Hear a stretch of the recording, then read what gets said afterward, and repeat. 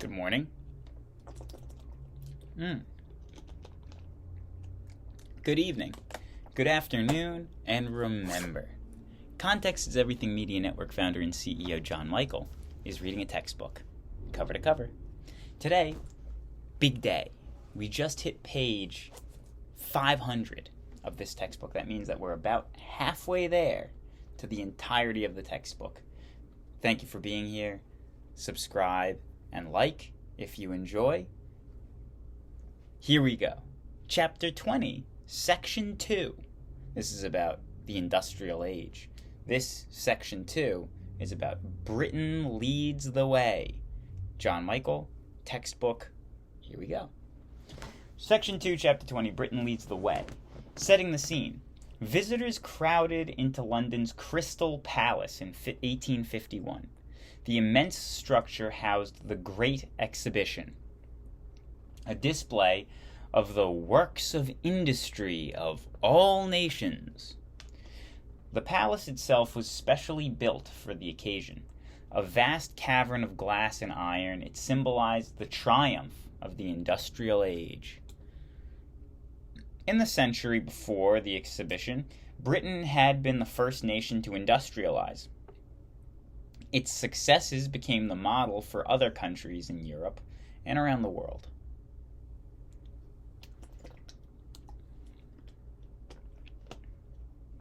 Why Britain? Why Britain? New heading, hence the sunglasses. Why did the Industrial Revolution begin in Britain? Historians have identified a number of key factors that helped Britain lead the way. Resources. Britain was a small nation in the area. It was. However, it had large supplies of coal to power steam engines. It also had plentiful iron to build new machines. In addition, the natural resources, a labor supply, was necessary.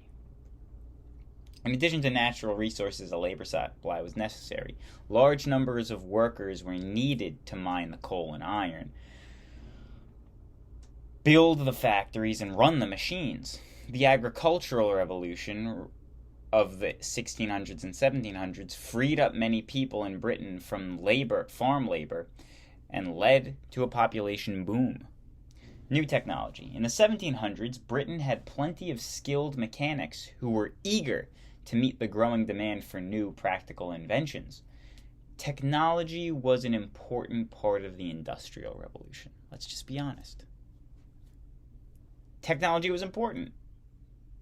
After all, other societies, such as the great Greeks or Chinese of the past, had advanced technologies for their time, but did not move on the industrialization.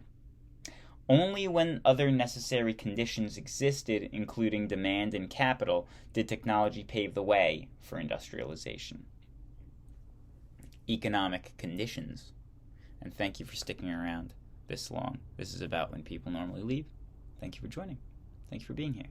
Thank you for liking. And thank you for considering subscribing. Economic conditions. From the mid-1600s to the 1700s, trade from a growing overseas empire helped the British economy prosper. Beginning with the slave trade, the business class accumulated capital or wealth to invest in enterprises such as shipping, mines, railroads, and factories. Many were ready to risk their capital in new ventures. At home, the population explosion boosted demand for goods. However, a growing population alone would not have resulted in increased production.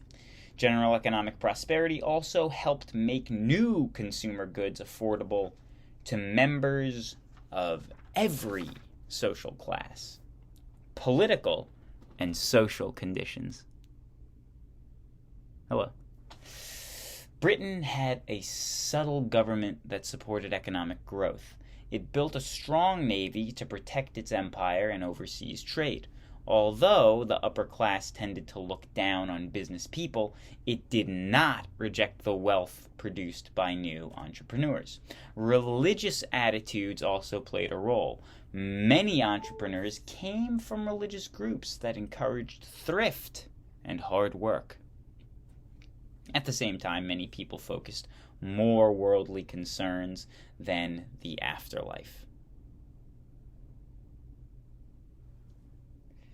Thus, risk-takers such as inventors and bankers felt free to devote their energies to material achievement. Changes in the textile industry. The Industrial Revolution first took hold in Britain's largest industry, textiles. In the 1600s, cotton cloth, imported from India, had become popular. British merchants tried to organize a cotton cloth industry at home. They developed the putting out system, in which raw cotton was distributed to peasant families who spun it into thread and then wove the thread into cloth. Skilled artisans of the towns finished and dyed the cloth. Major inventions. Under the putting out system, if you just to rephrase, kind of for me more than for anything else, so that I know what it is. The putting out system is like delegating the assembly line to the people, and it doesn't sound like anyone's getting paid, but it also sounds like they're getting like resources, so the citizens would have cotton so they could make clothes.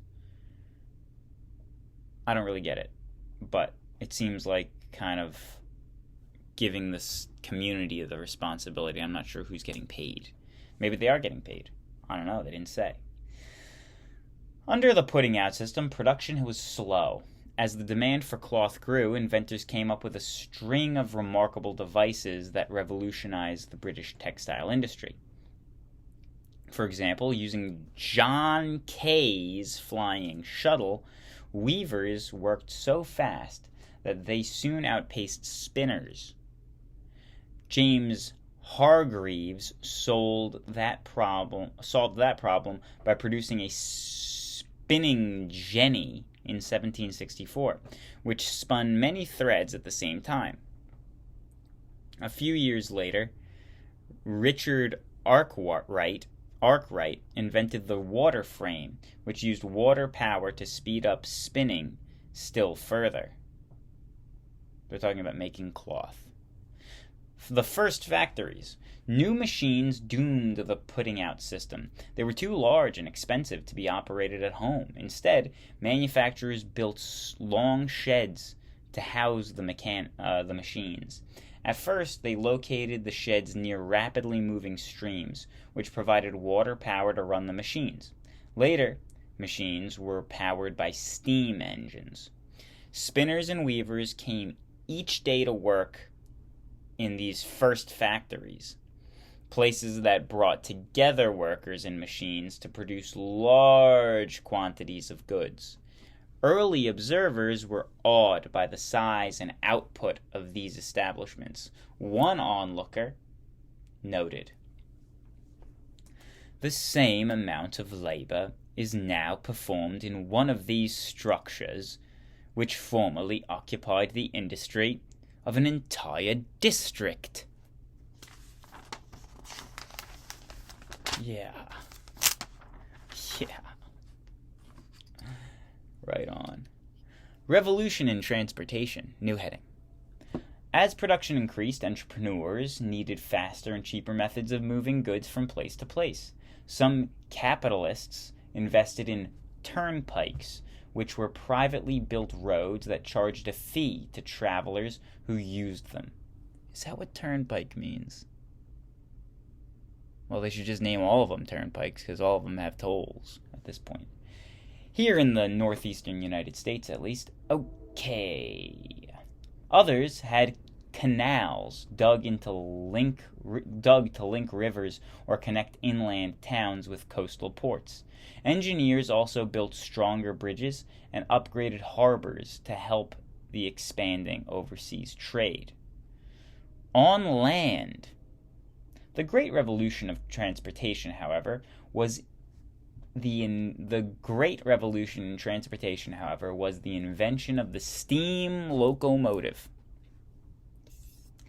It was this invention that made possible the growth of the railroad. In the early 1800s, pioneers like George Stephenson developed steam-powered locomotives to pull carriages along iron rails. The railroad did not have to follow the course of a river.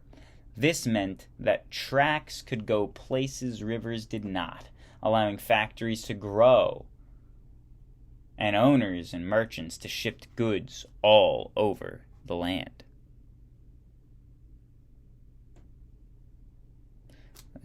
Whatever. The world's first major rail line from Liverpool to Manchester opened in England in 1830. In the following decades, railroad travel became faster.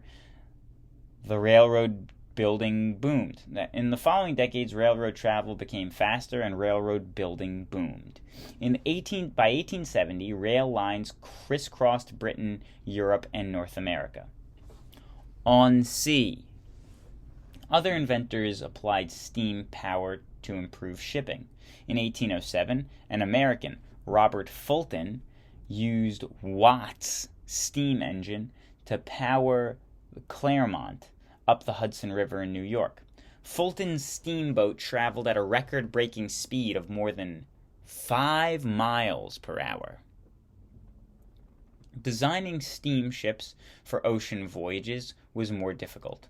The coal needed for a voyage took up much of the cargo space, but by the late 1800s, steam-powered freighters with iron hulls were carrying 10 to 20 times the cargo of older wooden ships.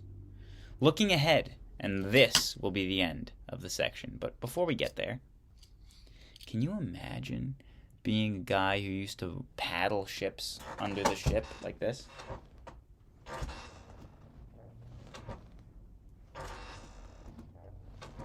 And then you go on the steam-powered ship and you think, who's doing the paddling?